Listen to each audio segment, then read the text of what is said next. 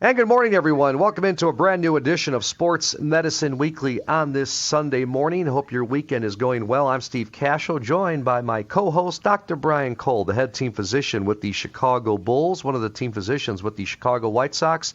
Dr. Brian Cole is a sports medicine specialist and orthopedic surgeon from Midwest Orthopedics at Rush. Our website is sportsmedicineweekly.com. Our producer is Shane Reardon. And Dr. Cole, how are you on this Sunday morning? Steve, I'm doing great. Hope your family is well and safe. Good. Well, I want to jump into a story that you and I were talking about earlier this week off the air. Thought we'd bring it to our listeners. Flying can be safer than grocery shopping. A Harvard study asserts this.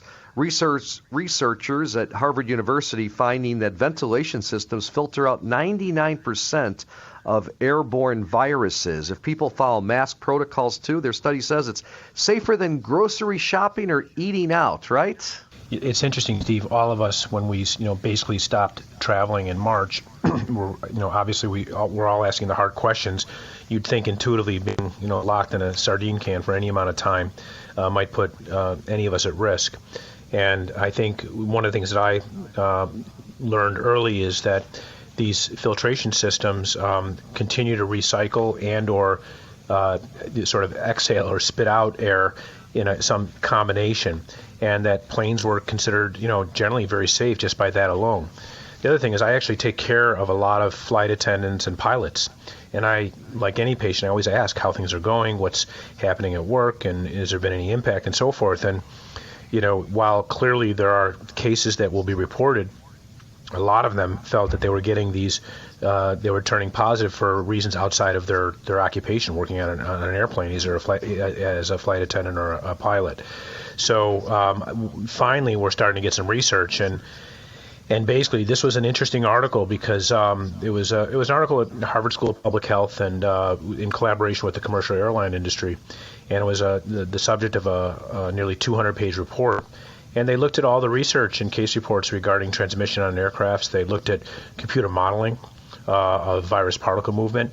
They used dummies or models on a plane to look at contamination and so forth from a topical or airborne point of view. And that, like you said, the conclusion was that if people wear a face mask through the duration of the flight, minimize the time taking it off for eating or drinking, that the risk of in-flight transmission is very, very low, even on crowded flights. And they say that, at least the study said anyway, that the ventilation system might be at 99.97% effective at removing particles. Now, that doesn't mean there's a 0.03 chance that you could get it. It just says that it's effective in removing particles. I think that what's abundantly clear is a thing that people are almost tired of hearing is that wearing a mask, cleaning contact surfaces, and I don't even think it's conclusive right now that eye protective wear does anything profound, but there may be a bump in reduction from airborne. But the main thing is wearing a mask and also pre-screening, in other words, minimizing the chance that another passenger could have it. And that requires people to be very diligent and to be very honest and not go to the airport if they think that there's a chance and they're not feeling well. Now, there's some other research, but I would say this is more in the sort of the setting of like a case report. There was one study, it wasn't even a study, it was a case report where they talked about a flight where 13 cases were linked to a single passenger on a 7-hour flight.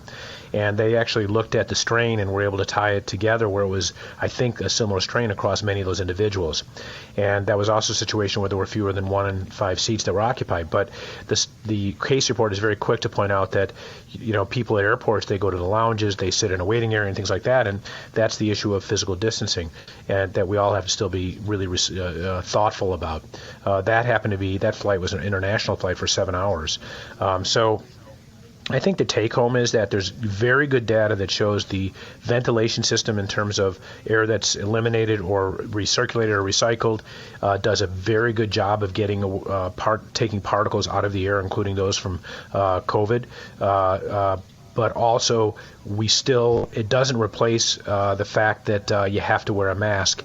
And I actually think at that international flight, I'm not sure that people were wearing a mask for that study, just to make a comment. So I think disinfection of surfaces, wearing a mask, paying attention to the procedures when you're boarding and deplaning, and always maximizing social distancing where possible.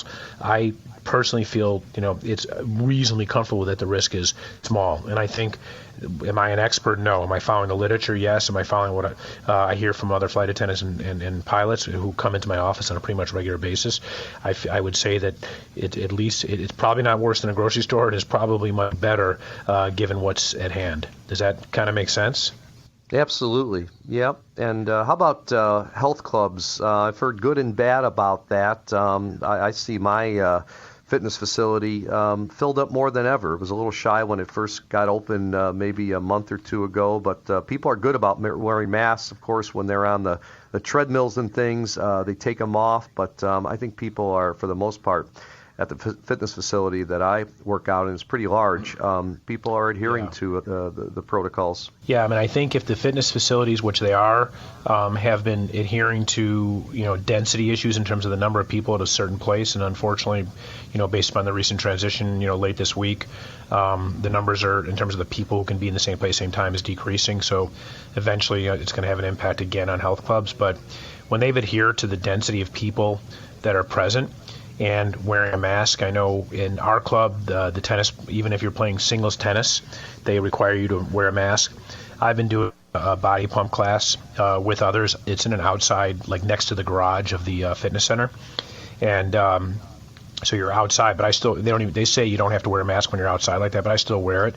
And it's cold out. So surprisingly, it's actually kept me warm, and I haven't minded it. I thought it would be miserable, but it wasn't bad. And when you're working out, there's a lot of, obviously, respiration and so forth that goes on where you create respiratory droplets. So I personally think if you can tolerate wearing, and certainly if the health club says you got to wear it when you're exercising, you wear it. But I would say best practice, quite frankly, Steve, is to wear a mask when you're in a health club and wear it while you're working out if you can. I think there's really no reason not to do that, and the evidence would say that that's probably best practice. I agree. Good stuff. Let's move on.